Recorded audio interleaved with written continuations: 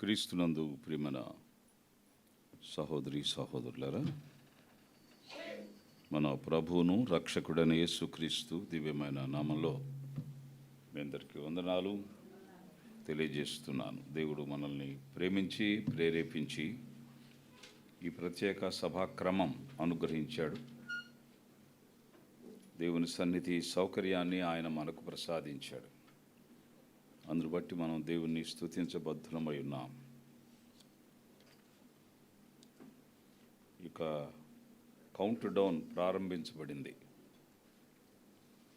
గంటలు నిమిషాలు గంటలు గడిచే కొంది మరో రోజు గడిచే కొంది మనకు నూతన సంవత్సరం మొదలవుతుందన్నమాట.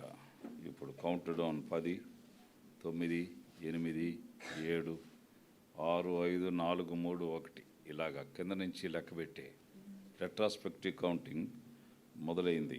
ఇక ఒక్కరోజు మన ముందు ఉంచబడింది నూతన సంవత్సరానికి. కనుక ఒక కొత్త సంవత్సరంలో ప్రవేశించే ముందుగా దేవుని సముఖంలో ఉండడం అది మనకు దీవెనకరం. దేవుని సన్నిధిలో మనం ఉండగా దేవుడు మనతో మాట్లాడతాడు. వాక్యం ద్వారా ఆయన మాట్లాడడం ఆయన ఆనవాయితీ. ఆయన టెలిఫోన్ నంబర్ ఏమిటంటే వాక్యమే. ఆయన మొబైల్ వాక్యం, ఆయన ఇన్స్టాగ్రామ్ వాక్యం, ఆయన ట్విట్టర్ వాక్యం, ఆయన మెసేజ్ వాక్యమే. అందుచేత వాక్యం దగ్గరికి వచ్చినప్పుడు ఆయన మనతో మాట్లాడతాడు. అందుకనే హెబ్రీయులకు రాసిన పత్రిక 1వ అధ్యాయంలో నానా సమయంలో మొదటి వచనం నుండి నానా విధములుగా మాట్లాడిన దేవుడు ఈ దినముల అంతమందు అనే దానికి మనం ఈ సంవత్సరం అంతమందు అనుకుందాం. ఈ సంవత్సరం అంతమందు తన కుమారుని ద్వారా ప్రభువైన యేసుక్రీస్తు అనే వాక్యం ద్వారా ఆయన మనతో మాట్లాడుతున్నాడు. కనుక దేవుడు మాట్లాడుతుండగా మౌనంగా ఆలకించడమే మన ప్రథమ కర్తవ్యం. అందుచేత భక్తులు అలాగ విన్నారు, ఆయన మాట విన్నారు భక్తులు. అబ్రాహాముతో దేవుడు మాట్లాడినప్పుడు 22వ అధ్యాయంలో 12వ అధ్యాయం ఆదికాండంలో బదులుగా ఒక్క మాట కూడా అబ్రాహాము మాట్లాడలేదు. దేవుడు మాట్లాడుతుంటే బదులు చెప్పడం అనేది ఆయనకు ఇష్టం కాని పని.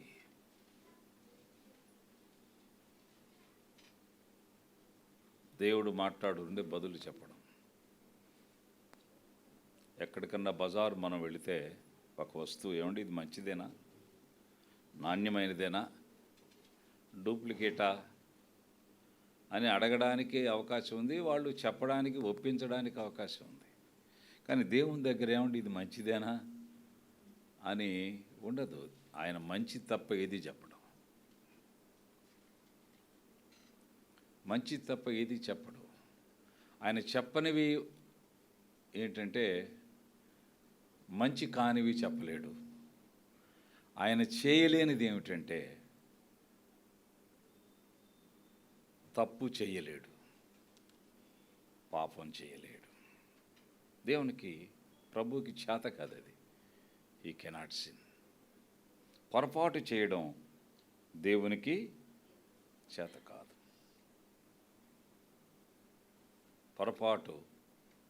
మనం పొరపాటును కూడా చేయకుండా ఉండలేము. అలా కాదనుకుంటే మందే పొరపాటు అవుతుంది. మీకు పొరపాటును కూడా అర్థం కాలేదా? పొరపాటును కూడా మనం పొరపాటు చేయకుండా ఉండలేము. అది మన స్టేటస్. దేవుడు పొరపాటును కూడా పొరపాటు చేయడు. ఆయన చేయలేనిది అది. అందుచేత ఆయన వాక్యంలో ఎప్పుడూ పొరపాటు ఉండదు. There is never be a wrong or fault and error in the word of God.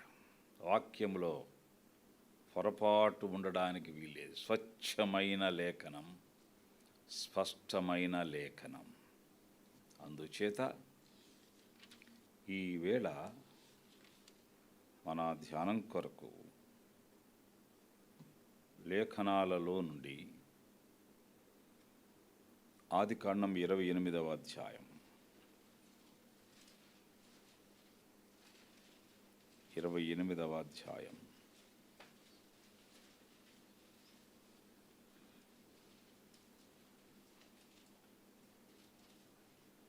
10, 11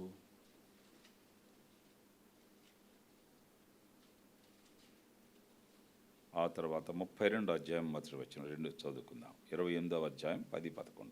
యాకోబు బెర్షెబా నుండి బయలుదేరి హారాను వైపు వెళ్ళుచు ఒక చోట చేరి ప్రొద్దు గ్రుంకినందున అక్కడ రాత్రి నిలిచిపోయి ఆ చోటి రాళ్లలో ఒకటి తీసుకొని తనకు తలగడగా చేసుకుని అక్కడ పండుకొనెను.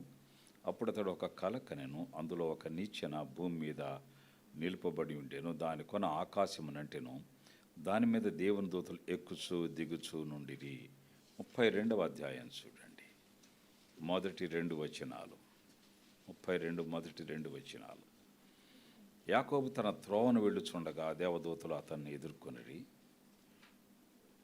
యాకోబు వారిని చూచి ఇది దేవుని సేన అని చెప్పి ఆ చోటికి మహనయీము అను పేరు పెట్టెను.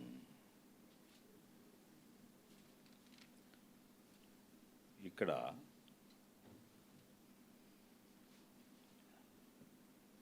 28, 10, 11, 12 వచనాలు ఆదికాండం 32వ అధ్యాయం మొదటి 2 వచనాలు మనం చదువుకున్నాం. వాటిని మనం ధ్యానం చేద్దాం. ప్రేమగల తండ్రి, కృపగల దేవ, మీకు వందనాలు, స్తోత్రాలు, స్తుతులు చెల్లిస్తున్నాం. మీరు ప్రేమించి మాకు అనుగ్రహించిన మీ సన్నిధిని బట్టి వందనాలు. లేఖనాలు మాకు ఇచ్చారు. లేఖన సంపన్నులుగా మేము ఉండాలని మీ సన్నిధి మాకిచ్చారు. లేఖన లేమిలో ఉండకుండా ఉండాలనే ఉద్దేశంతో ఈ సంవత్సరాంతంలో మీ ముఖ దర్శన భాగ్యం మాకిస్తున్నారు. అందును బట్టి వందనాలు. ఉదయమున నీ కృపతో మమ్మల్ని తృప్తిపరచము. దినమంతయు మీ యందు ఆనందించగలమని లేఖనాన్ని జ్ఞాపకం చేసుకొంచు మీ వాక్యం దగ్గరికి వస్తున్నాం. చదవబడిన వాక్య భాగాలను దీవించండి. ధ్యానిస్తుండగా మీ సహాయం కోరుతూ యేసు నామములో ప్రార్థించి స్తుతించి వేడుకుంటున్నాం తండ్రి. ఆమేన్. నిన్న మనం ధ్యానం చేసుకున్న సంగతులు మీకు గుర్తుందండి? చెప్పండి. ఏమండి?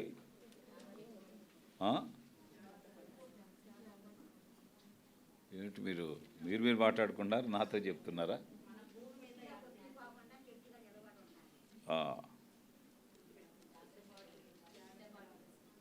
ఏమండి, రాసుకున్న వాళ్ళు ఉన్నారు కదా ఎవరన్నా?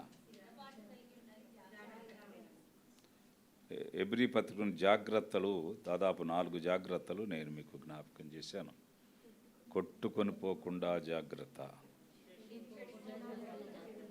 దుష్ట హృదయం ప్రవేశించకుండా, పడిపోకుండా జాగ్రత్త, చెడిపోకుండా జాగ్రత్త, పడిపోకుండా జాగ్రత్త, భ్రష్టత రాకుండా జాగ్రత్త అని జాగ్రత్తలు నిన్న మనం చూసుకున్నాం.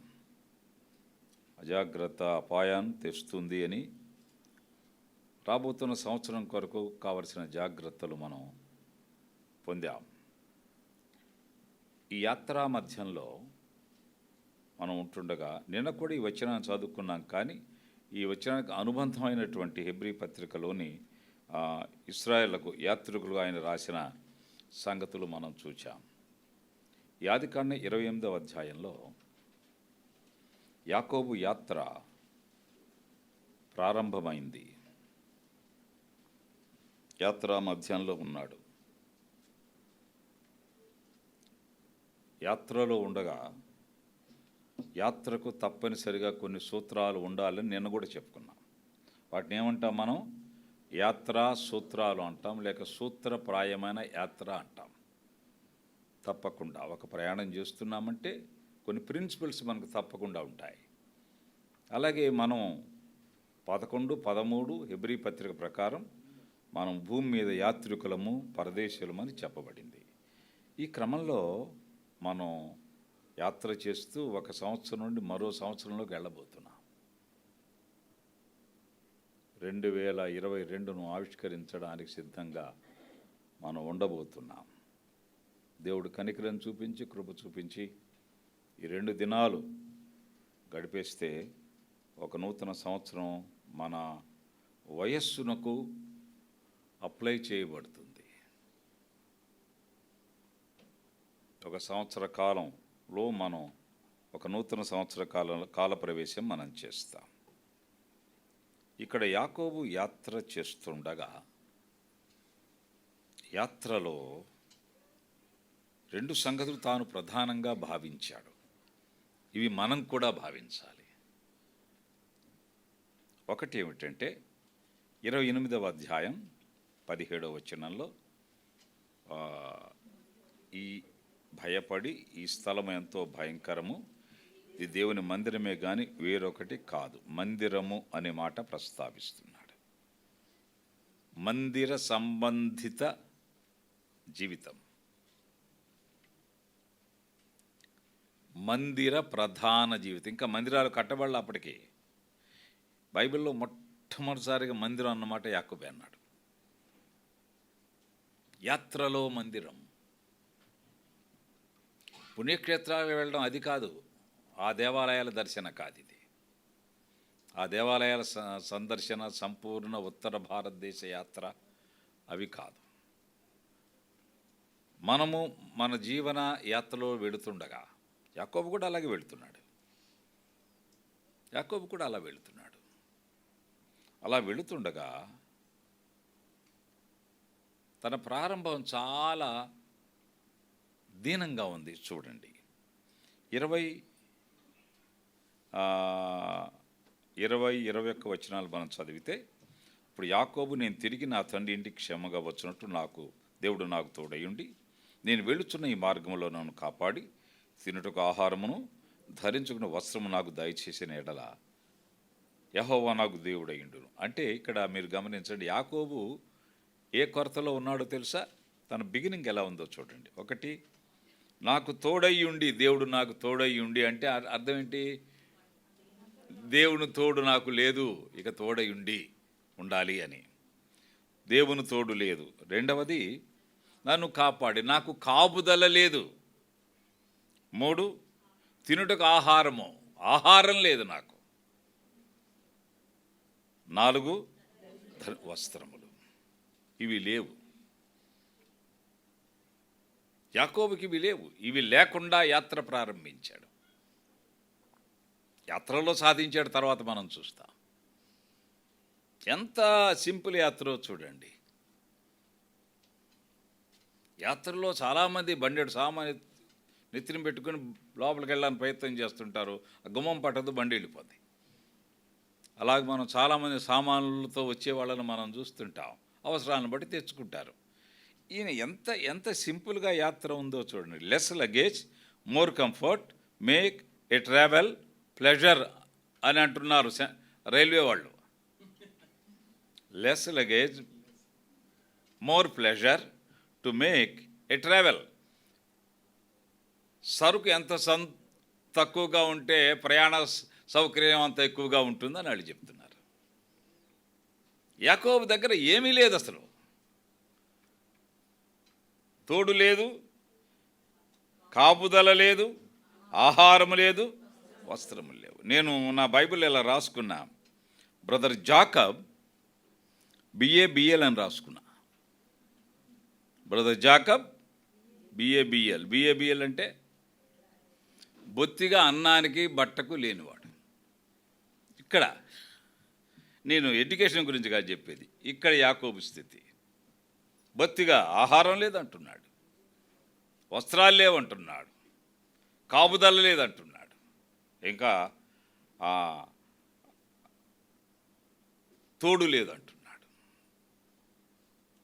ఇట్టి వ్యక్తి ప్రయాణం చేస్తున్నాడు, కానీ మందిరము లేనివాడు కాదు. అది సంగతి. That is the secret of A journey. మందిర బంధం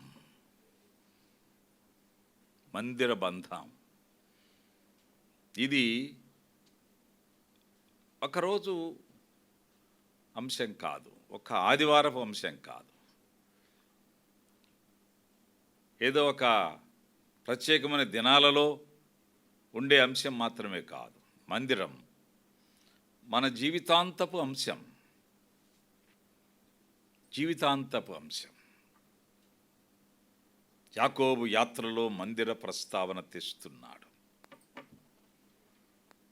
మందిర ప్రస్తావన, దేవుని సన్నిధి అని అర్థం. మందిరం అంటే దేవుని సన్నిధి ప్రస్తావన తెస్తున్నాడు. ఈ స్పృహ నెహెమ్యా అన్నాడు కదా, గతంలో కూడా నేను నెహెమ్యా గ్రంథాన్ని ఇక్కడ చెప్పినట్టు నా జ్ఞాపకం. నెహెమ్యా గ్రంథాన్ని ఇక్కడ చెబుతూ ఒక మంచి మాట నేను మీకు జ్ఞాపకం చేశాను. ఆనుకొని పూనుకొని అంటూ ఇశ్రాయేలీలు ఆ పనులు చేస్తూ ఒక సంగతి అక్కడ తెలియజేస్తున్నారు. చూద్దాం. ఎజ్రా గ్రంథం తర్వాత ఉంటుంది నెహెమ్యా గ్రంథం. వాళ్ళు అంటున్నారు, ఆఖరి అధ్యాయాలు ఆఖరి వచనం నేను మీకు జ్ఞాపకం చేస్తూ 8వ అధ్యాయంలో అనుకుంటా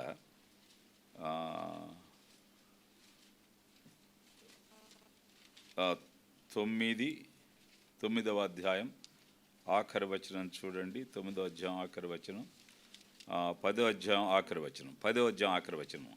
మా దేవుని మందిరమును మేము విడిచిపెట్టాం. We will never leave the temple of God. ప్రాణం విడుస్తామేమో కానీ మందిరాన్ని విడిచిపెట్టామని అర్థం. May leave our life. మనతో ఉన్నవారు ఇప్పుడు మనతో లేరు, ఒకప్పుడు ఉన్నవారు. కానీ ఉన్నంత వరకు మనము దేవుని మందిర సంబంధిత జీవితాన్ని జీవించాలి. It's not a one day matter. ఇది జీవిత బంధం. మా దేవుని మందిరమును మేము విడిచిపెట్టమని వాళ్ళు ఒక ప్రతిజ్ఞ చేసినట్టుగా చేస్తున్నారు. ప్రతిజ్ఞ మీకు గుర్తుందా? స్కూళ్ళల్లో చేయిస్తారు కదా, భారతదేశం నా మాతృభూమి, భారతీయ నా సహోదరు, నేను భారతీయుని ప్రేమించున్నాను, సుసంపన్నమైన బహువిధమైన వారస సంపద నాకు గర్వకారణం, ఉపాధ్యాయులను పెద్దలను గౌరవించును, ప్రతి వారితోనూ మర్యాదగా నడుచుకుంది. నా ప్రతిజ్ఞ అండి. ఎప్పుడో చిన్నప్పుడు చేసింది. చెప్పిస్తున్నారు కదా టీచర్స్. మందిరం ఒక ప్రతిజ్ఞగా ఉండాలి, లేకపోతే ప్రతిష్ట కోల్పోతాం. ప్రతిష్ట కోల్పోతాం. యాకోబు యాత్రా సూత్రం ఏమిటి? మందిర బంధం, connectivity with temple of God. Connectivity with temple of God. మందిరం మన గుండె చప్పుడు కావాలి. గుండె చప్పుడు ఎప్పుడెప్పుడు ఉంటుంది? ఎప్పుడెప్పుడన్నా ఉంటే మనం ఎప్పుడు ఉండలేము ఇక్కడ. గుండె చప్పుడు ఎప్పుడెప్పుడు ఉంటుందో మందిర బంధం కూడా మనకు అప్పుడప్పుడు ఉండాలి. ఇవి విడదీయడానికి వీలు కాని అవిభాజ్య వ్యవస్థలు. ఇది దేవుని మందిరం అంటున్నాడు యాకోబు. ఎందులో అంటున్నాడు? యాత్రలో, జీవన యాత్రలో మందిరం అంత ప్రధానంగా భావించాడు. ప్రియులారా, చాలామందికి వెర్రితనంగా ఉంటుంది. ఏమిటయా, ఎప్పుడు మందిరమేనా, ఎప్పుడు ప్రార్థనలేనా, ఎప్పుడు పరిచర్యేనా, ఏం మాట్లాడితే బైబిల్ పట్టుకుని వెళ్ళిపోతుంటా అని కొందరు మొక్కి మూలిగి తుమ్మి దగ్గుతుంటారు. వాళ్ళకి అర్థం కాదు. అది అర్థం కానప్పుడు అలా అనడం న్యాయమే. పిచ్చివాని చేతిలో రాయి ఎటైనా పడవచ్చు, ఎటైనా పడవచ్చు. అందుచేత వాళ్ళు అంటారు ఆ రాయి ఎటైనా పడుతుంది. మనం అలా కాదు.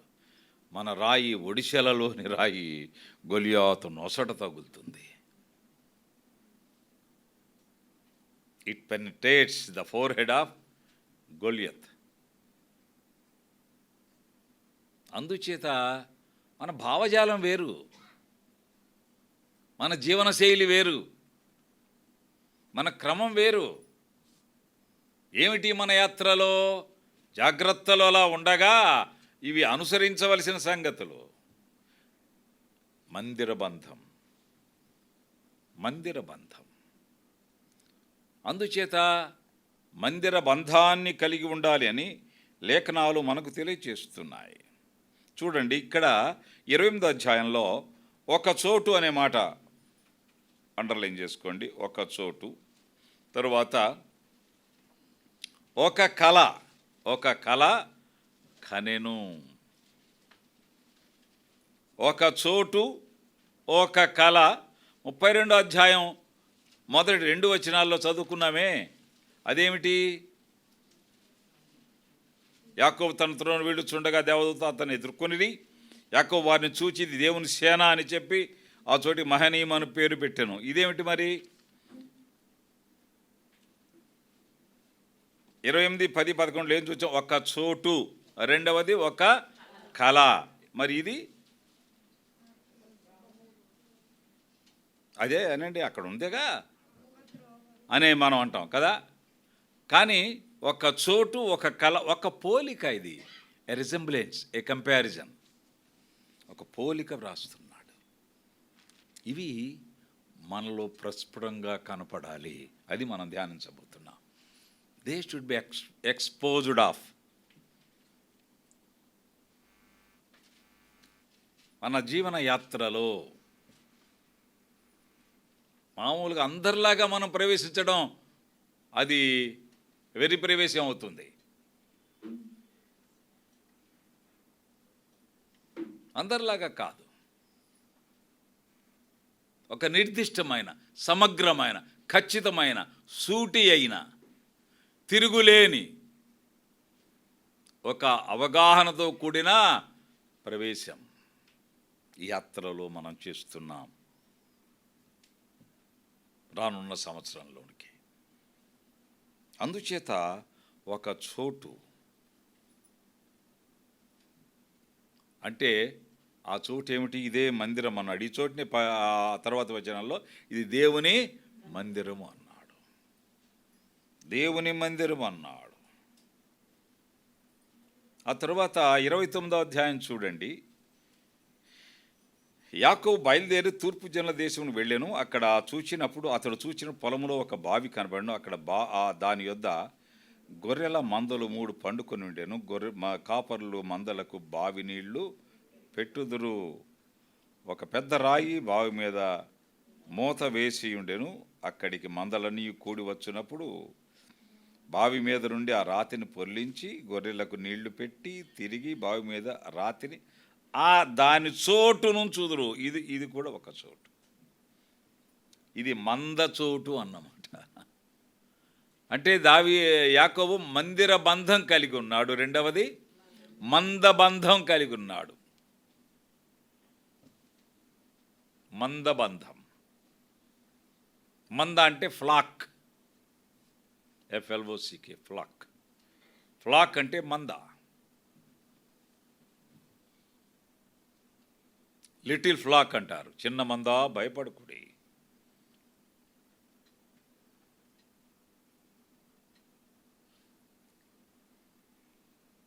మందబంధం కలిగి ఉండాలి. మీకు ఒక సంగతి నేను జ్ఞాపకం చేస్తా.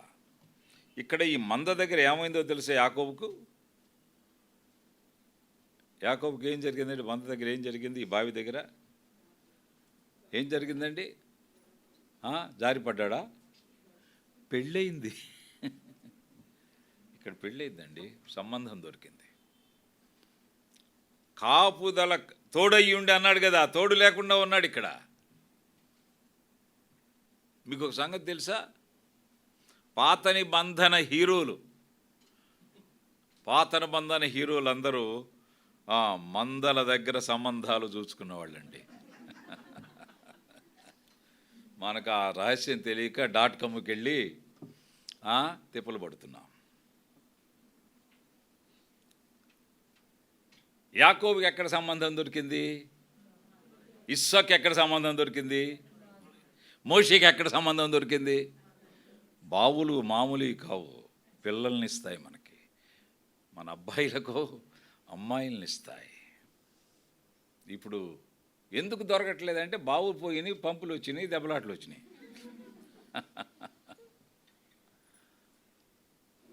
మందబంధం తప్పకుండా. మంద అంటే ఫ్లాక్ అని చెప్పాం కదా, సంఘం. మందిరముతో బంధం కలిగి ఉండాలి, మందతో బంధం కలిగి ఉండాలి. మందిరం అంటే దేవుని సన్నిధి, మంద అంటే సంఘం. ఈ రెండు వేరువేరుగా చూడలేం మనం, రెండు వేరువేరుగా చూడలేం. విడివిడిగా చూడడానికి వీలు లేదు. అది వేరు ఇది వేరు కాదు. వేరుపరచడానికి వీలు కాని అవిభాజ్య వ్యవస్థలు ఇవన్నీ కూడా. మన ప్రాణము ఆత్మ వేరు కావు. వేరైతే మనం ఉండం.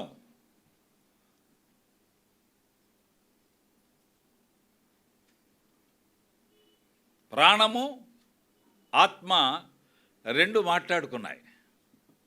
ప్రాణము ఆత్మ ఏమనంటే, బావా మనం ఒక నిర్ణయానికి వద్దాం, నువ్వుంటే నేనుంటా, అంతే బావా, నేను కూడా నువ్వుంటే నేనుంటా, అంతే అని మాట్లాడుకున్నా. అందుచేత ఆత్మ ప్రాణం పోయిన వెంటనే ఆత్మ వెళ్ళిపోతాడు.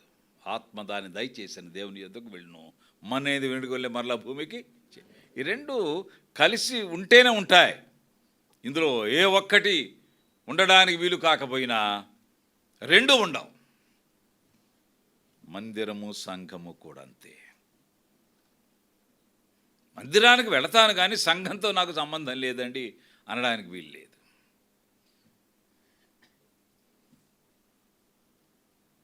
ఈ రెండు అవిభాజ్య వ్యవస్థలు. ప్రియులరా, యాకోబు యాత్రలో ఈ సూత్రాన్ని కనుగొన్నాడు. ఒకటి మందిర బంధం, రెండు మందబంధం. మందిర బంధం కలిగి ఉన్నాడు, మందబంధం కలిగి ఉన్నాడు. సహవాసములో మనము అలాగు మమేకం కావాలి.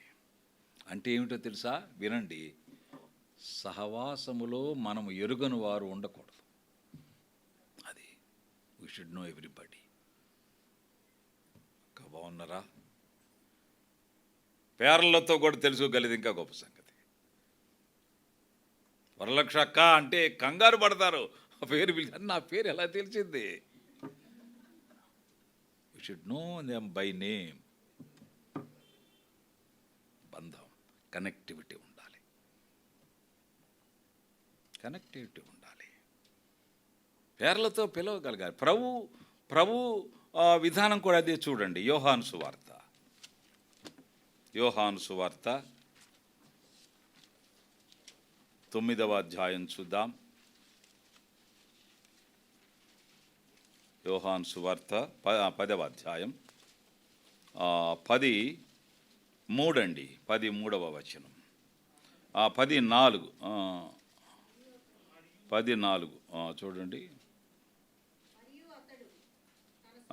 13 అతనికి ద్వారపాలకుడు తలుపు తీయును, గొర్రెల స్వరం వినును, అతడు తన సొంత గొర్రెలను పేరు పెట్టి పిలిచి. ఎంత గొప్ప సంగతి అండి! చప్పట్లు కొట్టడం, విజిలేయటం కాదు. చప్పట్లు కొట్టడం, విజిలేయటం కాదండి. అదే అలా కాదు, పేరు పెట్టి పిలుస్తుంది. ఈ కాల్ దెమ్ బై. అందుచేతనే ఏమన్నాడు? జక్కయ్య అన్నాడు. జక్కయ్యకి ఎలా తెలిసింది? జక్కయ్య అని ఈయనకి ప్రభుకి ఎలా తెలుసు? బ్యాడ్జీ పెట్టుకున్నాడా? కాదు. తన సొంత గొర్రెలను పేరు పెట్టి పిలుస్తాడు. తాను కోరుకున్న వారిని పేరు పెట్టి పిలుస్తాడు. మన సంఘంలో కూడా ఈ కలుపుగోలుతనం, ఈ అన్యోన్యత ఇది సహవాసం మనకిస్తుంది, ఇది మందిరం మనకిస్తుంది, సంఘం మనకిస్తుంది. ఆ మాట నేను మీకు జ్ఞాపకం చేస్తా. యోహాను మొదటి పత్రిక చూడండి. యోహాను మొదటి పత్రిక 1వ అధ్యాయం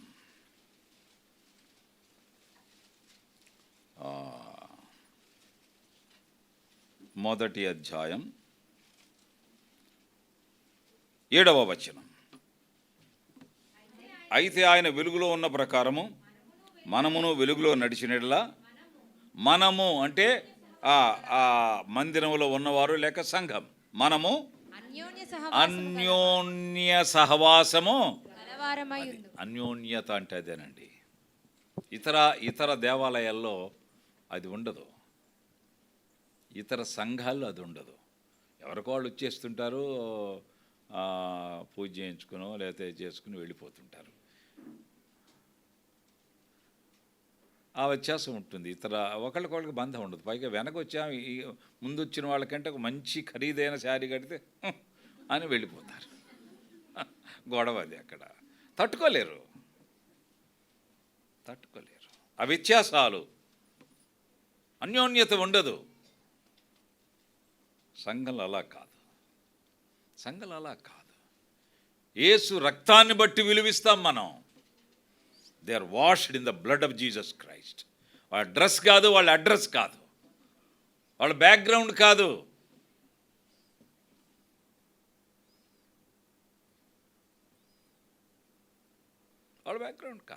they are washed in the blood of Jesus Christ.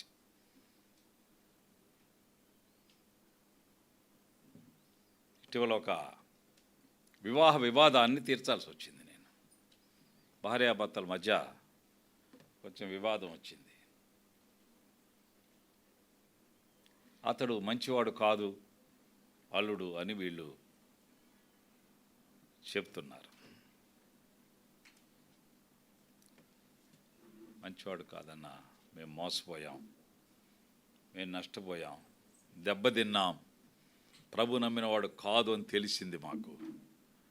ఇక మేము వేరుగా ఉండే వ్యవహారమే చూసుకుంటాం.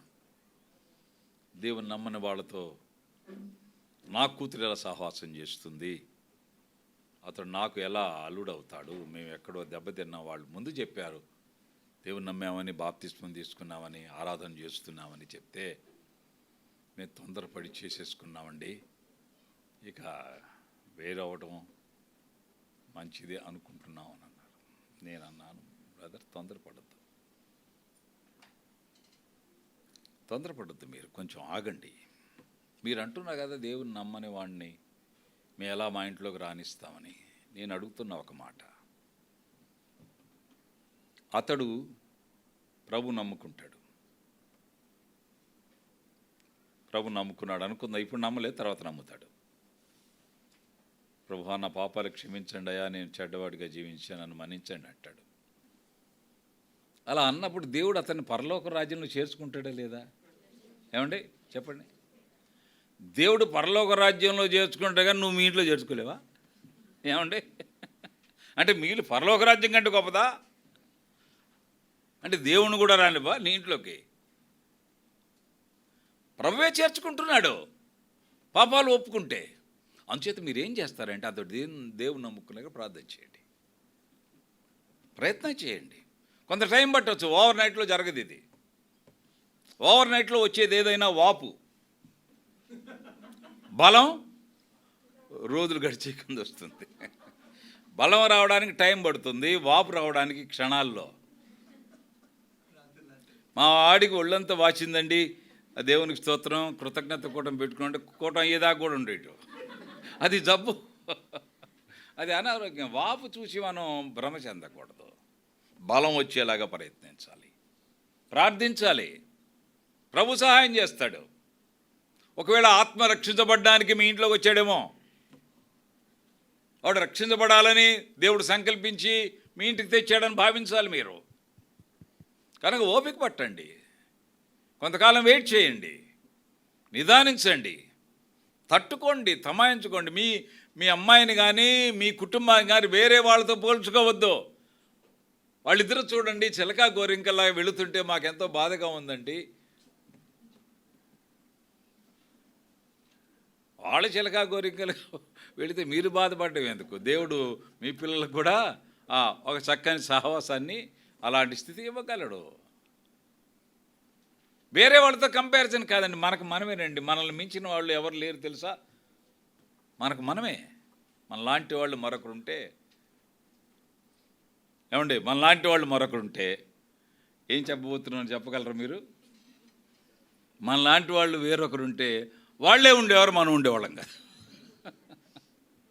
Simple mathematics. మనలాంటి వాళ్ళు ఎవరు లేరు, అంచదు మనం. ప్రభుకి మనలాంటి వాళ్ళు మనమే, నీలాంటి వాళ్ళు నీవే. Peerless, no comparison, no comparison. అందుకే ఇచ్చాడేమో దేవుడు మీ ఇంట్లోకి. ఓపిక పట్టండి, సహించండి, ప్రభు సహాయం చేస్తాడు.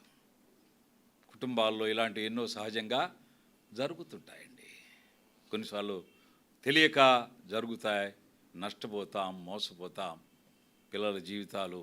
ఆ తర్వాత మనం ఏమి చేయలేనిదిగా అంటే మన ఉద్రేకాలు కాదు, మన ఉద్రేకాలు దేవుని ఉద్దేశాలు నెరవేర్చవు. Our emotions will not fulfil the will of God. కొంత ఓపిక పట్టాలి, ఓపిక పట్టాలి. ప్రభు సహాయం చేస్తాడు. వివాహంలో పొరపాటు ఉండదు ఏమండి. There is no mistake, there shall be no mistake in marriage. వివాహంలో పొరపాటు ఉండదు, వివాహ జీవితంలో పొరపాట్లు వస్తాయి. అది వివాహంలో పొరపాటు ఉండదు. వివాహం దేవుడు ఏర్పాటు చేసింది. అందుచేత వివాహాన్ని ఏమంటారంటే marriages are made in heaven. అంటే ఏమిటి అర్థం ఏమండి? Marriages are made in heaven అంటే ఏమిటి అర్థం? Not made in Germany, made in Japan అని. వివాహాలు జర్మన్ చెట్లు, జపాన్ చెట్లు కాదు. అవి ఆన్ చేస్తే ఆగిపోతాయి. దేవుడు తన చిత్తానుసారంగా ఒక అంశాన్ని మనకి ఇచ్చినప్పుడు కొన్నిసార్లు మాచిపత్రిస్తాడు, తినాలంతే. అది నోటికి చేదుగా ఉంటుందేమో, కడుపుకు తీపిగా ఉంటుంది. వాళ్ళతో ఈ మాట చెప్పడం జరిగింది. ఓపిక పడుతున్నారు. సరేనన్నా, వి విల్ వెయిట్. దేవుడు నమ్మదగినవాడు, నమ్మదగినవాడు. ఈ సహవాసంలో ఈ మెలకులు మనకు తెలుస్తాయండి. లాయర్ దగ్గర తెలియవు, లాయర్ దగ్గర తెలియదు. మనం లాయర్ దగ్గరికి వెళ్ళామనుకోండి, ఏమిటో వేసేద్దామా అంటే ఇది ఏమి నిండాలి. లాయర్స్ ఆర్ లయర్స్ అన్నారు. అబద్ధం చెప్పకపోతే లాయర్కి జీవనం లేదు కదా. అబద్ధాల మీద అబద్ధం ఉంటేనే ఒక వాదన జరుగుతుంది అంతే. అందులో అనుమానం. ఇది ప్రొఫెషనల్, దీని గురించి మనం వేరుగా చెప్పుకోవాల్సిన పని లేదు. మనం వెళ్ళవలసింది దేవుని దగ్గరికి. లా ఆఫ్ మోజెస్ ఉంది, దైవ గ్రంథం ఉంది మనకు. ఈ విషయాల్లో మనం ఓపిక పట్టాలి, ఓపిక పట్టాలి. కుటుంబ జీవితాల్లో ఒకడు ఒక సందేశం వినడానికి వెళ్ళాడంట. ఆ రోజు సందేశం భార్యను కొట్టకూడదనే అంశం మీద మాట్లాడాడు సేవకుడు. ఇతను కొంచెం కొట్టే అలవాటు ఉంది. ఈ కొట్టే అలవాటు కాదు, భార్యను కొట్టే అలవాటు. ఇక వాక్యం విని తీర్మానం చేసుకున్నాడు, నా భార్యను ఎప్పుడు కొట్టకూడదు, ఈ సంగతి ఆమెతో చెప్పాలి నేను అని భావించాడు. ఆమె ఎప్పుడు రుసలాడుతుండే, ఎందుకంటే నేను కొట్టే వ్యక్తి కదా ఇతను. సరిగ్గా వీళ్ళకి టవర్లు పనిచేయవు, వీళ్ళ మధ్య సిగ్నల్స్ పనిచేయవు, టవర్స్ వీక్. అంచేత తలుపు తీసింది, లోపలికి వచ్చాడు. భార్యతో చెప్పాలి, నేను జీవితంలో ఎప్పుడు నిన్ను కొట్టను అని చెప్పాలనే ఉద్దేశం. ఈ నిర్ణయం తీసుకుని ఆమెకు మాత్రం తెలియదుగా. ఆమె మామూలుగానే కొంచెం ఒక రకంగా ఉంటుంది. ఇతను బట్టే సహజంగానే ఆమె ఎంపీ మనిషి. ఎంపీ అంటే మెంబర్ ఆఫ్ పార్లమెంట్ కాదు, ముట్టిపోగరు. మామూలుగా ఉండదు భర్తతో.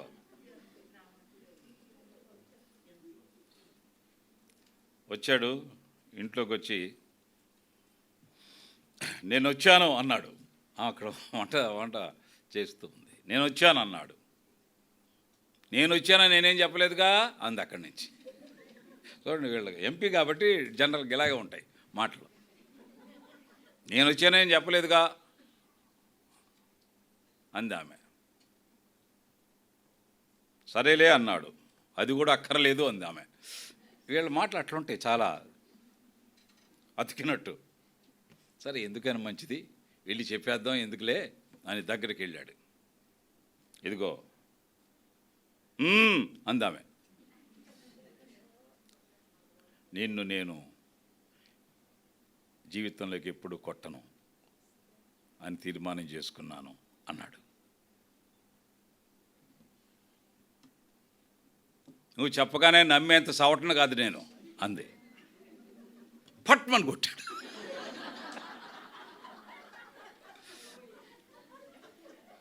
తట్టుకోలేకపోయాడు. పట్మని కొట్టేటప్పటికి కింద పడి పైకి లేచింది. ఎందుకు కొట్టావు అంది. నిన్ను ఎప్పుడు కొట్టను అని చెప్పడానికి కొట్టాను అన్నాడు. అంత స్ట్రాంగ్గా చెప్తే కానీ నీకు అర్థం కాదు. కుటుంబాల్లో మనుషులు రకరకాలుగా విభిన్న ధోరణిలో ఉంటారు. మల్టీ కలర్ ఎఫెక్ట్స్ ఉంటాయి కొన్ని ఫ్యామిలీస్లో. అయితే క్రైస్తవ పారామీటర్లోనికి మనం వెళ్ళేటప్పటికీ విషయాలన్నీ పూర్తిగా మారిపోతాయండి. ఐ టెల్ యూ, కుటుంబాలలో ఎందుకంటే ఒక్కసారిగా ఇల్లంతా రక్షించబడదు. చెరసాల నాయకుని ఇల్లు లాగా కొంత టైం పడుతుంది. అందుచేత మనం దేవుని మందిరముతో సంఘంతో సంబంధ బాంధవ్యాలు కలిగినప్పుడు మనకు జీవన క్రమంలో ఉండే మెలకువలు తెలుస్తాయి. Will be knowing how to behave in a family as wife and husband, as father and mother, as children and parents. ఇవి అర్థమవుతాయి. గొప్ప గ్రంథం అండి ఇది. బైబిల్ పరిష్కరించలేని సమస్య లేదు లోకంలో. పరిష్కరించలేని సమస్య లేదు. బైబిల్కి చెప్పుకోకపోతే బైబిల్ ఏం చేయలేదు, కానీ బైబిల్ని ఆశ్రయిస్తే పరిష్కరించిన సమస్య లేదండి. సమస్య ఏదైనా ఆకాశమే హద్దు, సముద్ర అగాధమే హద్దు. సముద్ర అగాధం నుండి ఆకాశం వరకు ఉన్న ఏ సమస్య అయినా, ఎలాంటి సమస్య అయినా బైబిల్ దగ్గరికి తెస్తే పరిష్కారం దొరుకుతుంది. అందుచేత మనం రానున్న కాలంలో ప్రభువు కొరకు జీవించే క్రమంలో తప్పకుండా తప్పనిసరిగా తప్పిపోకుండా మందిర బంధం కలిగి ఉండాలి, మంద బంధం కలిగి ఉండాలి. మన జీవితాలకు ఒక అమూల్యమైన ఒక సోపానం అండి ఇది. సహవాసం అమూల్యమైన సోపానం. ఇక్కడ అన్యోన్యత లభిస్తుంది. అన్యోన్యత అంటే ఇంగ్లీష్లో ఇంటిమసీ అంటారు. ఇంటిమసీ. అందుచేత మనం వందనాలు అండి, వందనాలు సిస్టర్, వందనాలు బ్రదర్, వందనాలు అన్న, వందనాలు అక్క అని అనుకుంటాం. అన్యోన్యత. సహవాసం మనకిచ్చే ఏమిటి చెప్పండి? అన్యోన్యం. మంద మనకిచ్చేది ఏమిటి చెప్పండి? ఇంకా కొంచెం స్పష్టంగా, అన్యోన్యం. నోరు తిరక్కపోయినా నాలుగు మడత పెట్టానాలి. అన్యోన్యం అనగలరా? అన్యాయం కాదు, అన్యాయం కాదు. అన్యోన్యం, ఇంటిమసీ, ఆహ్లాదం, పలకరింపు, వెల్ఫేర్ తెలుసుకోవడం, మాట్లాడడం, విజిట్ చేయడం, ఇవన్నీ ఉంటాయి ఇందులో. అందుచేత యాకోబు ఈ రహస్యాన్ని తెలిసిన వాడై ప్రారంభ దినాలలోనే, ఆది కాండంలోనే తన యాత్రలో 2 రకాల బంధాలు కలిగి ఉన్నాడు. ఒకటి ఏమిటంటే మందిర బంధం, రెండవది మంద బంధం. మంద బంధం మనకి ఇచ్చేది ఏమిటంటే 35వ అధ్యాయం యెషయా గ్రంథం చూడండి, 9వ వచనం. యెషయా గ్రంథం 35:9 చూడండి. 35:9.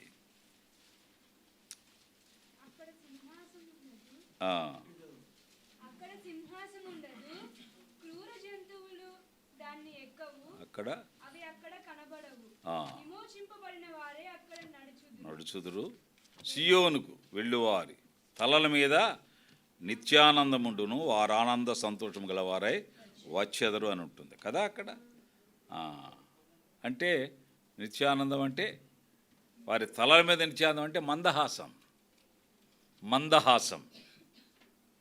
మందహాసం అంటే ఏమండి మందహాసం అంటే ఏమిటి? దరహాసం. అంటే మందహాసమే తెలియకపోతే దరహాసం అంటారు. చిరునవ్వు, స్మైల్, స్మైల్.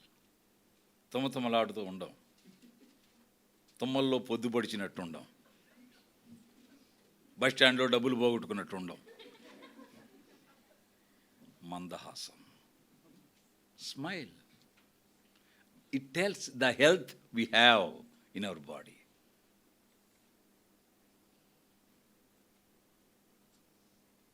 ఒంట్లో ఆరోగ్య ఉందని చెప్తుంది నవ్వు.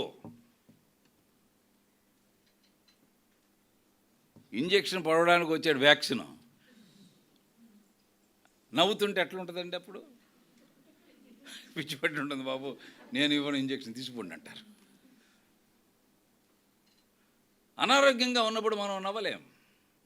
నవ్వితే అదొక ఇంకా పెద్ద అనారోగ్యం అని మెంటల్ ఆసుపత్రికి పట్టుకుపోండి అని వార్డు మారుస్తారు. నవ్వడం ఆరోగ్యం. It tells the health status. సంఘంలో ఈ మందహాసం ఉంటుందండి, మందహాసం ఉంటుంది. The wonderful safety place where we can smile, feel happy, Joy. అందుచేత ఒకటి మందిర బంధం, రెండు మందబంధం. ఇక్కడ కాపుదల కూడా ఉంటుందని చెప్తున్నారు. చూడండి 100వ కీర్తన చూద్దాం, 3వ వచనం చూద్దామా? 100వ కీర్తన 3వ వచనం.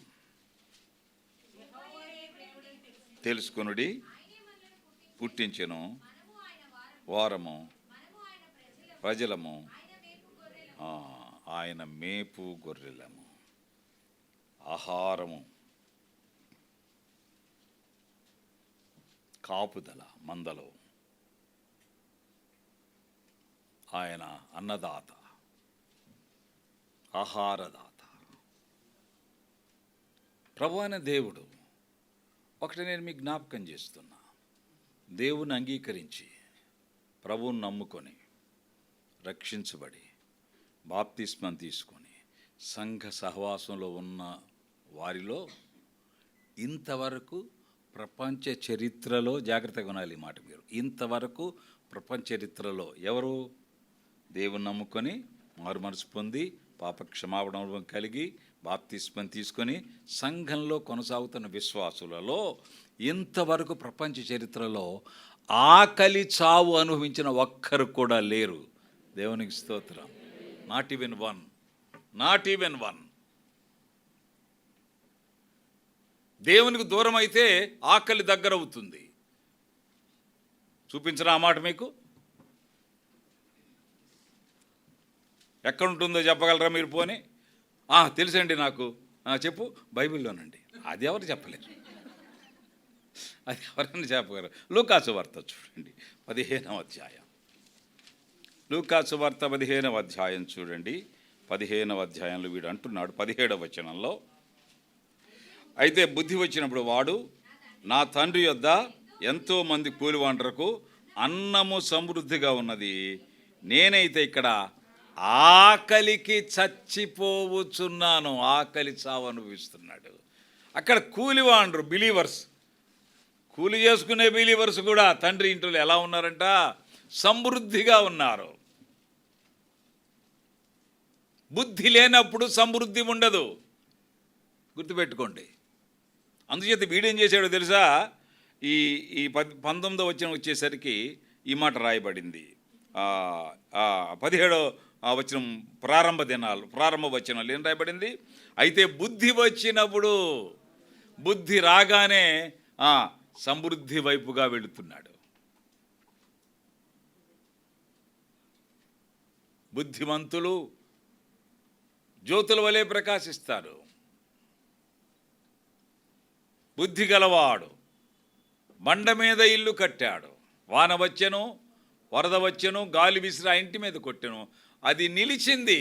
బుద్ధి అంటే దేవుని నమ్మడం, మారు మనసు పొందడం, ప్రభుని అంగీకరించడం, ప్రభుని హృదయంలో చేర్చుకోవడం, బాప్తిస్మం తీసుకోవడం.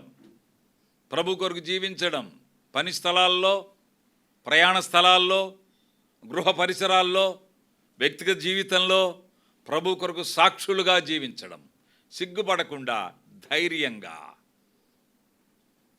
ప్రభు కొరకు సాక్షులుగా జీవించడం. ఇది బుద్ధి.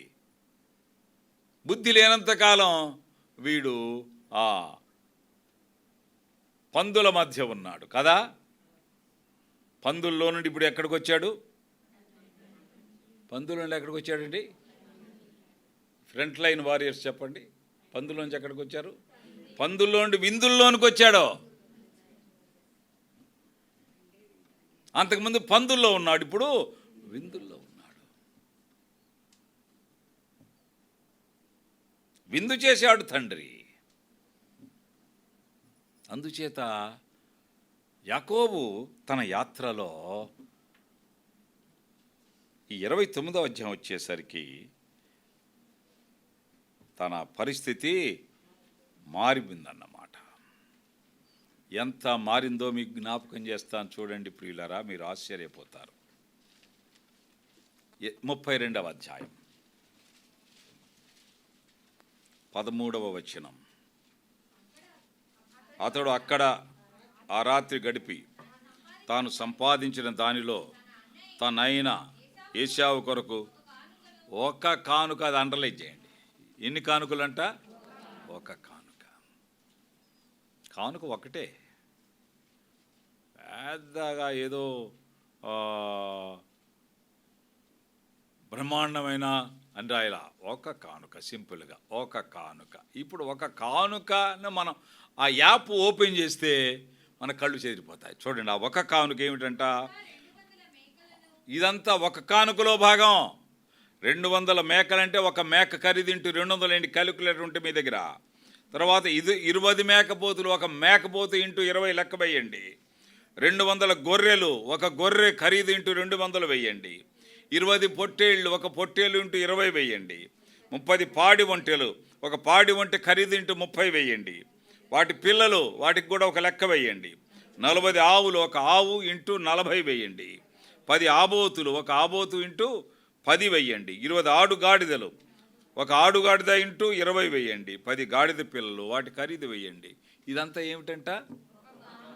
ఒక కానుక. సింపుల్గా షేక్ అయ్యాడండి. అంతకుముందు షేక్ అయిపోయాడు, కదిలిపోయాడు. ఇప్పుడు షేక్ జాకబ్, షేక్ జాకబ్. రహస్యం ఏమిటో తెలుసా? మందిర బంధం, మందబంధం. మనం ఆస్తిపాస్తులు వస్తాయని దేవుని నమ్ముకోవడం అని కాదు ఇక్కడ అర్థం. ఆదాయాన్ని అసలు లెక్క చేయరండి దేవుని నమ్మిన వాళ్ళు. అది పెద్ద మ్యాటర్ కాదు. That's not at all A matter. That is not at all A matter. దేవుని కొరకు జీవించడమే మ్యాటర్ అవుతుంది. సింపుల్గా ఇంత కానుక ఇస్తున్నాడు వాళ్ళ అన్నకు. అందుచేత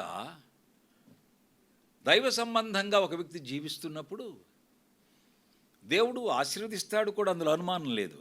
ఆశీర్వాద కొరకు దేవుడు కాదు, అయితే దేవుడు ఆశీర్వదిస్తాడు. నువ్వు ఆశీర్వాదాల కొరకే దేవుణ్ణి కోరుకుంటే ఈ రెండింటిలో ఏది నీకు ప్రధానం? చెప్పండి మీరు. ఒకడు ఆశీర్వాదాల కొరకు దేవుణ్ణి కోరుకుంటే ఈ రెంట్లో ఏది ప్రధానం? ఆశీర్వాదం. ఆశీర్వాదం లేదు దేవుడిని కూడా లెక్క చేయడు. దేవుడు అవసరం లేదండి మాకు. ఏమిటండి ఈ లాసు? పోయిన సంవత్సరం లాస్ అయిందండి, ఈ సంవత్సరం లాస్ అయ్యానండి, వచ్చే సంవత్సరం కూడా లాసుగానే ఉంటుందని అనుకుంటున్నామండి.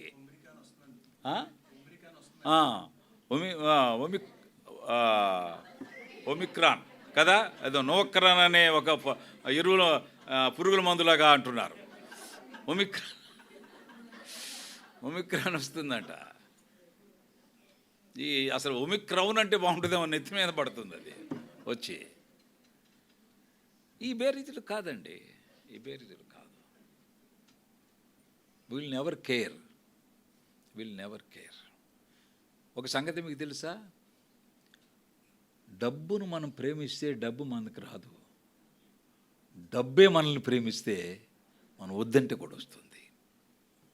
Don't fall in love with money, let money fall in love with you. అర్థమైందా? అయోమయంగా ఉందా? ఏమండి? Don't fall in love with money. డబ్బు ప్రేమలో పడద్దు, డబ్బు నీ ప్రేమలో పడేలా చూసుకో. ఉదాహరణ కూడా నేను చెప్తాను. బ్యాంక్ వాడు ఉన్నాడు, వాడెవడో మనకు తెలియదు. సుబ్రహ్మణ్య శర్మ మేనేజర్, ఎవడో మనకు తెలియదు అసలు. మనం ఏం చేస్తాం తెలుసా? పొలం నుంచి వచ్చిన పంటకు వచ్చిన డబ్బులన్నీ వాడు ముక్కు మాకు తెలియదండి. ఆ 10 లక్షలు 15 లక్షలు పట్టుకొచ్చి, శర్మ గారు ఇది మీ దగ్గర ఉంచండి అని ఇస్తారు. ఇలాగ ఎంతమంది ఇస్తున్నారు? కోట్లు ఉన్నాయి బ్యాంకులో. ఎందుకని తెలుసా? ఎందుకనంటే ఆ బ్యాంక్ వాడు ఇది నాది కాదయ్యా అంటే అక్కడ పెడుతున్నాం మనం. ఇచ్చిన వెంటనే పో, నువ్వెప్పుడు ఇచ్చావంటే ఎవడివ్వడు. డబ్బు వాళ్ళని ప్రేమించేలా చేసుకున్నారు వాళ్ళు. అందుచేత ఊళ్ళో వాళ్ళంతా తీసుకొచ్చి బ్యాంకులో, వాడెవడో మనకు తెలియదు. పక్కింటోడు డబ్బు లేక ముక్కి మూలుగుతున్న వాడికి ఒక 10 రూపాయలు ఇవ్వడానికి మనం ఇష్టపడం. వాడెవడో, శర్మాజీ ఈ 15 లక్షలు మీ దగ్గర ఉంచండి అంటాం. ఎందుకని? ఇది నాది కాదు బాబు అంటుంటే మనం ఇస్తున్నాం.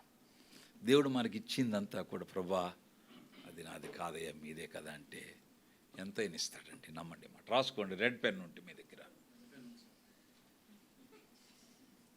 దేవుడిచ్చేది ఏదైనా నాది కాదండి. It's not mine.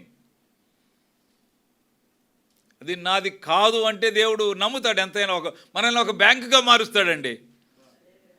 ఈ will make us a bank. ఒక బ్యాంక్గా మారుస్తాడు. మన దగ్గర ఎంతైనా ఉంచుతాడు. రై ఉంచు, నీ దగ్గర ఉంచరా, నీ నమ్మకత్వం నాకు తెలుసురా. అమ్మా నీ దగ్గర ఉంచరా, నీ నమ్మకత్వం నాకు తెలుసు, ఉంచు నీ దగ్గర. మన కళ్ళ ముందునే సంగతిలో మనకు కనిపిస్తున్నాయి కదా. యాకోబు ఆ స్థితికి వచ్చినప్పుడు దేవుడు విస్తారంగా దీవించాడు అన్నమాట. అందుచేత తన అన్నే అసలే కుబేరుడు, ఆయనకి మళ్ళీ ఈయన ఇస్తున్నాడు. ఎలా బయలుదేరాడు యాత్ర? బిఎల్ బొత్తిగా అన్నానికి బట్టకు లేనివాడుగా బయలుదేరాడు. కాపుదల లేదు, తోడు లేదు, ఆహారం లేదు, వస్త్రాలు లేవు. ఇప్పుడు ఒక కానుక క్యాలిక్యులేషన్ ఎంతండి, ఎంత గొప్పగా ఉందో చూడండి ప్రియులారా. అందుచేత ప్రభు అయిన దేవుని మందిర సంబంధమైన జీవితంలో ఆయన మనకు, నీ మందిర సమృద్ధి వలన మేము సంతృప్తి నొందుచున్నాము అని అంటున్నాడు కీర్తనకారుడు. నీ మందిర సమృద్ధి వలన మేము సంతృప్తి నొందుచున్నాం. We will have contentment. లేదు అని కుంగిపోము, ఉంది అని పొంగిపోము. ఉన్నందుకు కుంగని వారిగా, లేనందుకు కుంగని వారిగా, ఉన్నందుకు పొంగని వారిగా మనం ఉంటాం. హైలీ బ్యాలెన్స్డ్ లైఫ్ ప్రియులారా, హైలీ బ్యాలెన్స్డ్ లైఫ్ ప్రభు ఇస్తాడు. ఈ వికాసం లేఖనాల వల్ల మనకు కలుగుతుందండి. ఆ మాట మనం చూద్దాం. రోమిలకు పౌలు రాసిన పత్రిక, రోమిలకు రాసిన పత్రికలో చూడండి 15వ అధ్యాయం 4వ వచనం. ఎలయనగా ఓర్పు వలనను లేఖనముల వలని ఆదరణ వలనను మనకు నిరీక్షణ కలుగుటకై పూర్వమందు వ్రాయబడిన వనియు మనకు బోధ కలుగు నిమిత్తము వ్రాయబడి ఉన్నవి. బోధ అంటే వికాసం, అవేర్నెస్, అండర్స్టాండింగ్. లేఖనం మనకు అండర్స్టాండింగ్ ఇస్తుంది. ఒక ఘోరమైన సంగతి జరిగినా కూడా మనం చెలించాం. Will never be moved.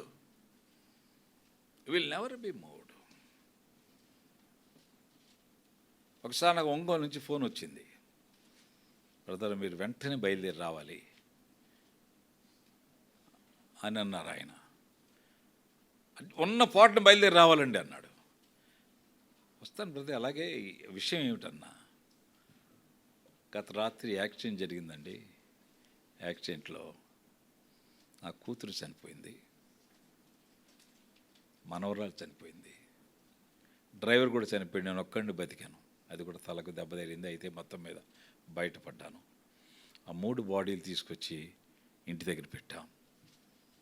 మీరు వచ్చి వాక్యం చెప్పి ఆదరించి సమాధి కార్యక్రమం నిర్వహించాలి అని చెప్పాడండి. నేను హడావిడిగా బయలుదేరి వెళ్ళాను.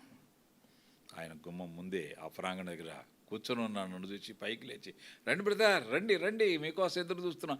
అసలు చనిపోయింది నా ఇంట్లోనో ఆయన ఇంట్లోనో అర్థం కావట్లేదు నాకు. మన ముఖాలు చూస్తేనే విచారంగా ఉన్నాయి, వీళ్ళింట్లో ఎవరో చనిపోయారో అనుకున్నట్టుగా ఉన్నాయి. ఆయన చాలా స్థిరప్రజ్ఞతగా ఉన్నాడు. జరిగిపోయింది బ్రదర్, బట్ దేవుడు అనుమతించాడు. మేము దాన్ని ఏమి దేవుడు నిందించలేం. ప్రభు దగ్గర ఉన్నారు వాళ్ళు, చాలు నాకు. డ్రైవరు ప్రభు నమ్ముకున్నాడు, నా మనవరాలు చిన్నతనంలో ప్రభు నమ్ముకుంది, నా కూతురు ప్రభు నమ్ముకుంది. వాళ్ళు ప్రభుతో ఉన్నారు. ఇక్కడ ఉండే కంటే అక్కడే ఘనంగా ఉండగలరు కదా. మీకు తెలుసా ఒక సంగతి? తెలుసండి అంటే చెప్పనిక తెలుసా? ఇప్పుడు ఒక ప్రసంగికుడు వచ్చి నేను చెప్పే ప్రసంగం మీకు తెలుసా అన్నాడు. తెలుసండి అన్నట్ట. అయితే ప్రార్థన చేసుకుందాం అన్నాడు. ఇక తెలిస్తే చెప్పడం ఎందుకు? ఒక సంగతి ఏమిటంటే, ప్రభువునందు నిద్రించిన వారు ఎవరూ కూడా మళ్ళీ భూమి మీద మనకు కనపడరు. వాళ్ళు వచ్చినట్టు కానీ ఒక్క దాఖలా కూడా లేదు. ఎందుకు రారో తెలుసా? అలాగుంటుంది ఆ లోకం. అంత ప్రభువు దగ్గర ఉండి ఇక నేను వెళ్తానని నేను ఎవరంటారండి? ఎవరు ఇష్టపడరు. అక్కడుండే ఆ మహామహిమలో మహిమాన్వితుని దగ్గర, ఆయన పాదాల దగ్గర, భక్తుల సరసన, ఆ పరమరాజ్యంలో, ఆ పరమానందంలో ఉండగా భూమి మీదకి వెళ్ళాలని ఎవరు అనుకుంటారు? ఏమండి, ఎంఏ చదివినవాడు ఈయన మళ్ళీ 10th చదువుకుంటే బాగుండని ఎవడని అనుకుంటాడా? ఒరే, నువ్వు ఎంఏ చదివావురా, మళ్ళీ 10th ఏమిటి? ప్రభు దగ్గరికి వెళ్ళిన ఏ భక్తి కూడా తిరిగి ఇక్కడికి వచ్చినట్టుగా లేదు. రావడానికి ఇష్టపడరు. అంత మహోన్నతమైన సామ్రాజ్యం అండి అది. అక్కడ ఉండే ఆ పరిస్థితి అంత ఘనంగా ఉంటుంది, అంత గొప్పగా ఉంటుంది, అంత గొప్పగా ఉంటుంది. అందుచేతనే ఒక వ్యక్తి మరణించిన తరువాత మృతులైన వారికి ధైర్యం ఉందా? మృతులే కనిపిస్తారు. చనిపోయిన వారికి కనిపిస్తారు.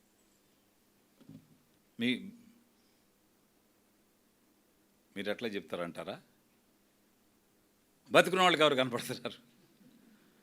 ఇదే సింపుల్ మ్యాథమెటిక్స్. బతుకున్న వాళ్ళే కనిపిస్తున్నారు. బతుకున్న వాళ్ళకి చనిపోయిన వాళ్ళకి కనపడితే వీడు కూడా చచ్చిపోతాడు. అంచేత నాకు 5 సహోదరులు ఉన్నారు, ఇక్కడి నుంచి పంపండి అంటే, ఒరే బాబు వాళ్ళు పోతారా నాయన, అక్కడ మోషే ప్రవక్తలు ఉన్నారు, వాళ్ళు చెప్తే చాలన్నారు. అక్కడి నుంచి ఎవరు రావడానికి ఇష్టపడరు. మృతులే కనిపిస్తారు. ఉదాహరణకు నేను మీకు జ్ఞాపకం చేస్తా. లాజరు చనిపోయాడు, ఎవరు కనపడ్డారు? అబ్రహాం అప్పటికే చనిపోయాడే లేదా? తర్వాత ఎవరు కనపడ్డారు? ధనవంతుడు కనపడ్డాడు. ధనవంతుడు కూడా చనిపోయాడు లేదా?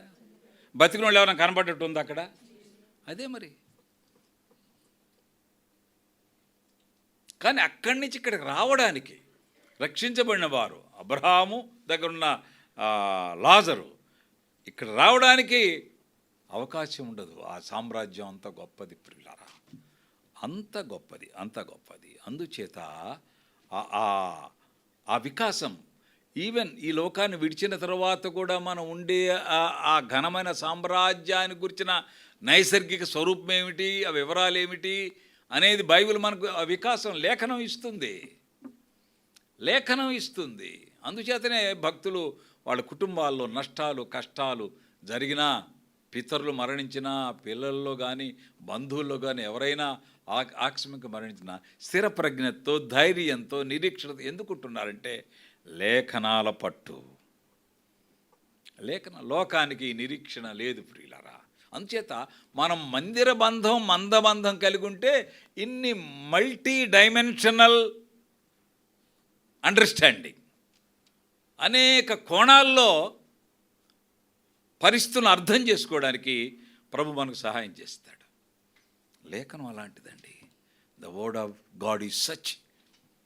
అందుచేత యాకోబు తన యాత్రలో ఒకటి మందిర బంధం కలిగి ఉన్నాడు, ఆ తర్వాత మందబంధం కలిగి ఉన్నాడు. అందుచేత అక్కడ ఒక కళ, ఒక చోటు చేరాడు, ఒక కళ కన్నాడు.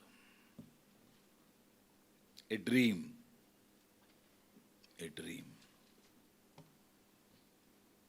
అంటే రాబోతున్న కాలాన్ని గురించిన ఒక అవగాహన. డ్రీమ్ అంటే ఇప్పుడు 2022 రాబోతున్నది. ఆ రాబోతున్న కాలానికి మనం ఏం చేయాలి, ప్రభువా నేను ఎలాగూ జీవించాలి, మీ కొరకు జీవించే క్రమంలో నా బాధ్యత ఏమిటి, నా స్థానం ఏమిటి, నేనేం చేయవలసి ఉన్నాను అని మనం భావిస్తే ప్రభు మనకు తెలియజేస్తాడు. కళ, ఎ డ్రీమ్. ప్రభు అయిన దేవుడు భవిష్యత్తు గురించిన ఒక భారాన్ని మనకిస్తాడన్నమాట. లేఖనం అది మనకు తెలియజేస్తుంది ప్రియులారా.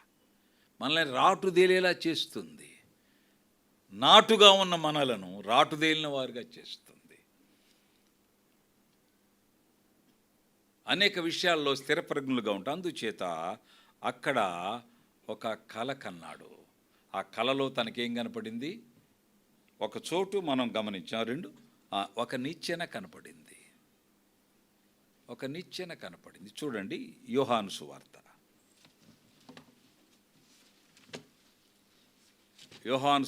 నిచ్చెనల కొట్టుంది. ఆ షాప్ మీకు చూపిస్తా. నిచ్చెనల షాప్ ఎక్కడుందనుకుంటున్నారు? కృష్ణలంక రోడ్డు మీద ఉందనుకుంటున్నారా? కృష్ణలంకలో కాదు, ఇక్కడ ఉంది. చూడండి, యోహాను సువార్త చూడండి, 6వ అధ్యాయం తీయండి. 6వ అధ్యాయం. ఇక్కడ ప్రభు స్పష్టంగా తెలియజేస్తున్నాడు.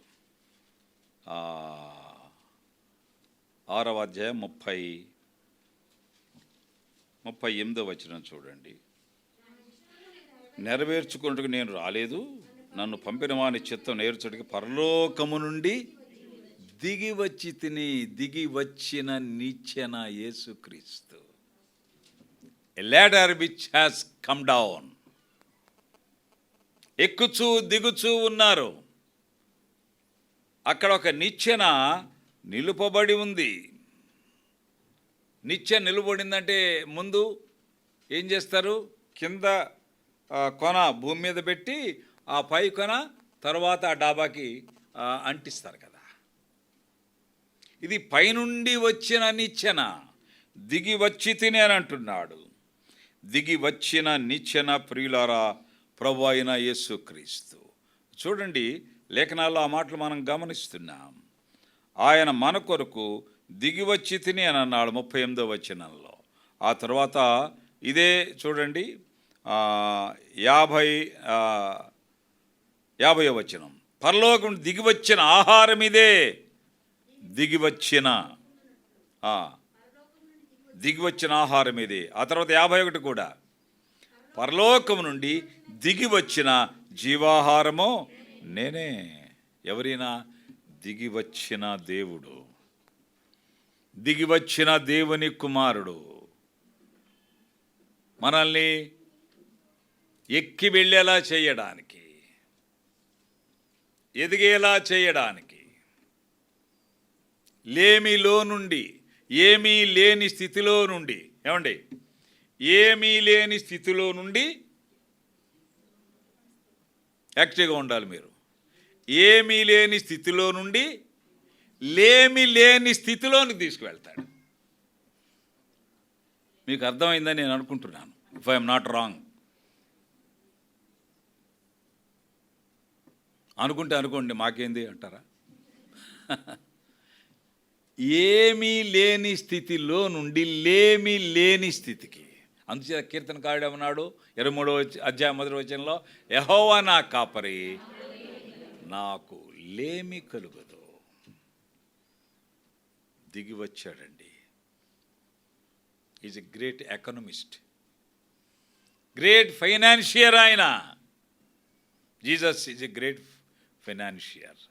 మన అవసరాలకు తగినవాడు, మన అవసరాలకు తగినవాడండి.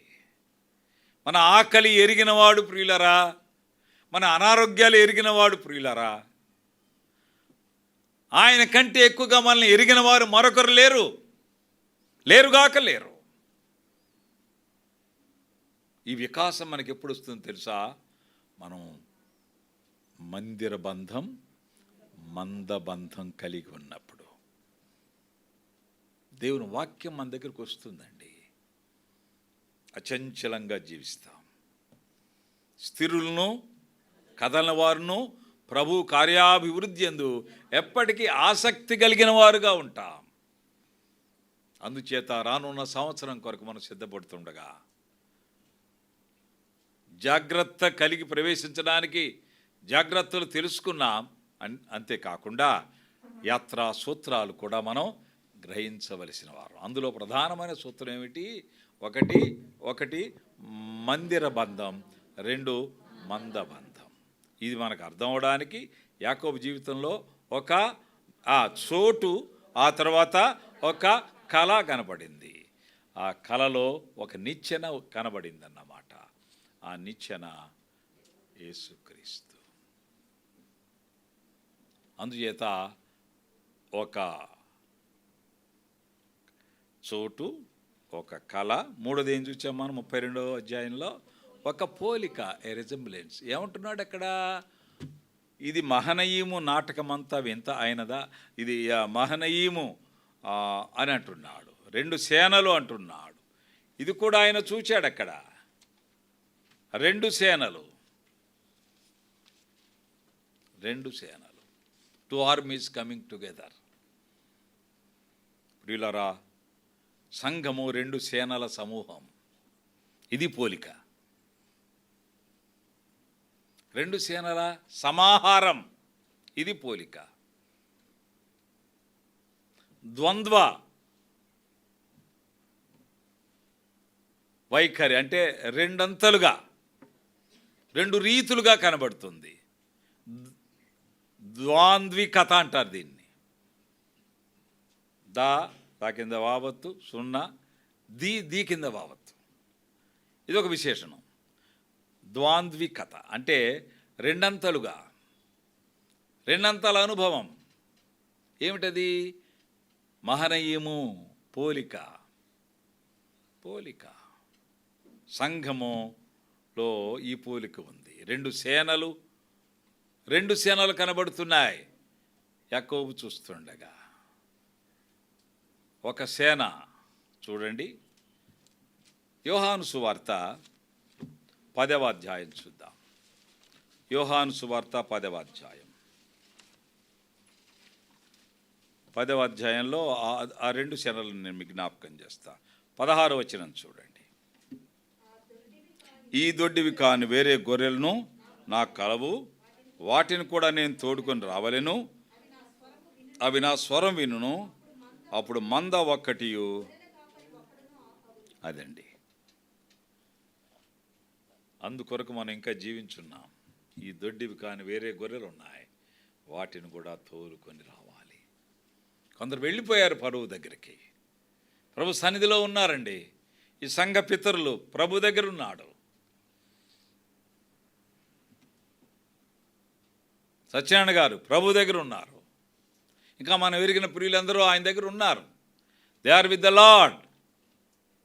మనం ఇంకా ఎందుకున్నామంటే ఈ దొడ్డివి కాని వేరే గొర్రెలు ఉన్నాయి ఇంకా కొన్ని, వాటిని కూడా మనం తోలుకొని రావాలి. అప్పుడు ఏమవుతుంది? మంద ఒక్కటి అవుతుంది, కాపరి ఒక్కడవుతాడు. ఇప్పుడు కాపరులు ఏ సంఘానికి ఆ సంఘానికి కాపర్లు ఉన్నారు కదా. ఒకరోజు రాబోతుంది ఈ దొడ్డివి కాని గొర్రెలను మనం తోలుకొని వచ్చిన మీదట ఆయన మన దగ్గరికి ప్రత్యక్షమవుతాడు. అప్పుడు మంద ఒక్కటి. ఆ మంద ఒక్కటి ఎలా అవుతుందో కూడా జ్ఞాపకం చేసి ముగిస్తాను. మొత్తం మీద ఒక మంచి మాట చెప్పారండి ప్రసంగంలో. ఏంటది? ముగిస్తాను. ఇంత మంచి మాట వినాల్సి వస్తుందని నేను ఇప్పట్లో అనుకోలేదండి. నేను అంత మంచి రోజులు మనకు వస్తున్నాయి అని మీరు అనుకోకుండా ఉండరని అనుకోవడం లేదు. చూడండి, తెస్సలోనికీయులకు పౌలు రాసిన మొదటి పత్రిక 4వ అధ్యాయం 16వ వచనం. ఆర్భాటముతోనూ ప్రధాన దూత శబ్దముతోనూ దేవుని బోరతోనూ పరలోకం ప్రభు దిగివచ్చును. దిగివచ్చిన నిచ్చెన దిగివచ్చును. క్రీస్తు నందుండి ఒక మంద అన్నమాట. క్రీస్తునందు మృతులైన వారు ఒక మందగా ఉన్నారు. వీరు సంఘానికి చెందిన వారే. వారు ఆ మందలో ఉన్నారు, ప్రభు సన్నిధిలో ఉన్నారు. ఆయన ప్రధాన శబ్దంతో దేవుని బోరుతో పరలోకి దిగి వచ్చినప్పుడు వీరు లేస్తారు. ఆ తరువాత చూడండి, ఆ మీదట సజీవులమై నిలిచిండు మనము వారితో కూడా ఏకముగా ప్రభుని ఎదుర్కొంటకు ఆకాశమండలం మేఘముల మీద కొనిపోబడుదుము. కాగా మనం సదాకాలం ప్రభుతో కూడా ఉందము.